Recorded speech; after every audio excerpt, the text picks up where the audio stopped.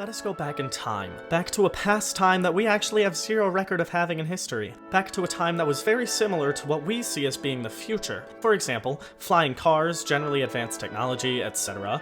We have actually de-evolved significantly from this time period, which is why we think we're inventing new technology now, but it originated in the time I'm talking about right now. Get it? Got it? Good. Now then, we're in a past that we would consider to be a future. Oh, and I almost forgot to mention that inanimate objects, mainly food, were actually alive during this era. One such object/food item was Professor Pop-Tart. Yep, you guessed it. Professor Pop-Tart is a living chocolate chip cookie. After years of research and experimentation, the professor created a new life form called the human. He decided to name this human Fred, after his deceased pet Ouija board. Fred soon realized that the professor smelled simply divine. The cookie woke up one day to Fred eating one of his arms. He decided this deserved more than a simple timeout. The one-armed Professor Pop-Tart banished Fred to a deserted island for the rest of his life. He vowed to never again create another human for fear of his own demise. For the next 10 years, everything seemed perfect. One day, however, the professor realized that his daughter Julie was missing. It turns out she was missing for an entire month. This was just the first time he actually realized it.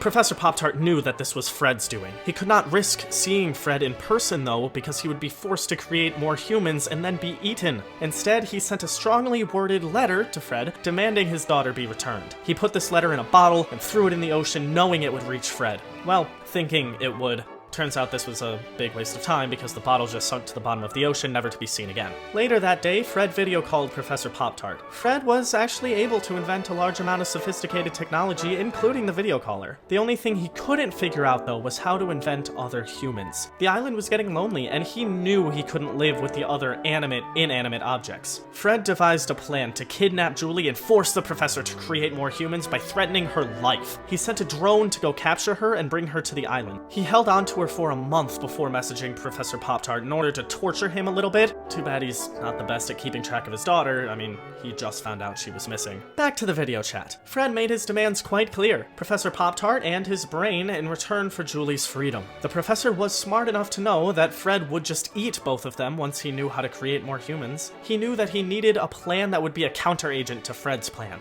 Just like when the oven that baked Professor Pop-Tart into existence hit 350 degrees Fahrenheit, something in his brain went ding! He realized he could recruit someone to help get his daughter back. Again, he couldn't go himself because he'd be risking Fred forcing him to make more humans, which would undoubtedly be the end of the inanimate objects. And with only one arm left from the devouring by Fred, he wouldn't have a chance in combat. He still had his extensive background of being an almighty ninja, so he knew that teaching a new pupil would be a piece of cake. In fact, his pupil was a piece of cake. Literally. His name was Phil, and Professor Pop-Tart found him in the Jelly Yard School of Ninjas. This school is so prestigious that it's usually reserved for cans of jelly, who, of course, are natural ninjas, but Phil was still able to climb to the top of his class with ease. When recruited by the professor, Phil thought that he would easily be able to pass all of the professor's ninja tests. These tests, though, were so difficult that even Professor Pop-Tart in his prime ninja-ness had a very difficult time passing them. After an immense amount of studying, Phil finally got 100% on the Scantron portion of the test, along with a 98% on the free response. Now the training could begin.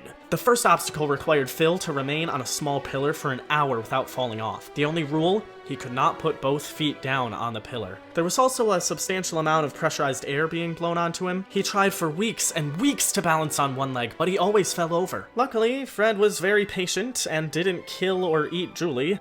After these weeks of failure, Fred realized something. The rule said he couldn't put both feet down, but it never said he needed one down. In other words, Phil didn't have to stand at all. He simply sat down on the pillar and was able to withstand the winds that had knocked him down so many times before. With this kind of thought process, Professor Pop-Tart knew that Phil was ready to face the human. When Phil arrived to the island, Fred was standing there waiting for him. He knew that Professor Pop-Tart was never going to show up himself. Thus, an ultra-epic mega duel ensued. Phil managed to get Fred into a headlock, but Fred just ate through his arm. Wounded, Phil was unable to resist capture any further. Fred began to torture him to get intel on the professor. After eating one of Phil's legs without any results, he turned to psychological torture. Fred placed him on a small pillar that was surrounded by automatic mixing bowls. If he fell off the pillar, then his soft cake body would be obliterated. Ironic how the bowls involved in his creation could be the cause of his death. Fred figured he would need to balance on one leg considering he ate the other one. Fred was going to tell Phil that he would release him if information regarding Professor Pop-Tart was spilled. Thanks to his training though, Phil knew exactly what to do. He sat down on the pillar and thought he had outsmarted the human. This just pissed Fred off, however, and Fred just pushed him off the pillar with a big stick. Fred called Professor Pop-Tart to inform him that his plans got a little mixed up over on the island. Desperate, Professor Pop-Tart gathered his best ninja gear and went to the island in hopes of saving his daughter. He arrived to find Fred and Julie on the shore. Professor Pop-Tart, after seeing his daughter again, didn't want to put her life in danger. He agreed to be taken to Fred's laboratory to build a human-creating machine.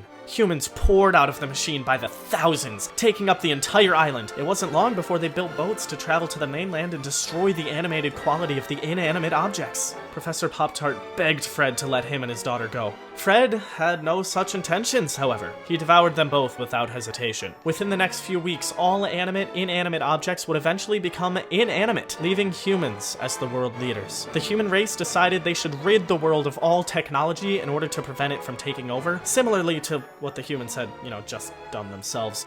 Thus begins the history we are so familiar with. Eventually, humans forgot all about the agreement not to advance technologically. Researchers couldn't help themselves, and parents loved it so much that they stopped telling their children to not invent new tech. That is why today, we have the advancements we are so in love with.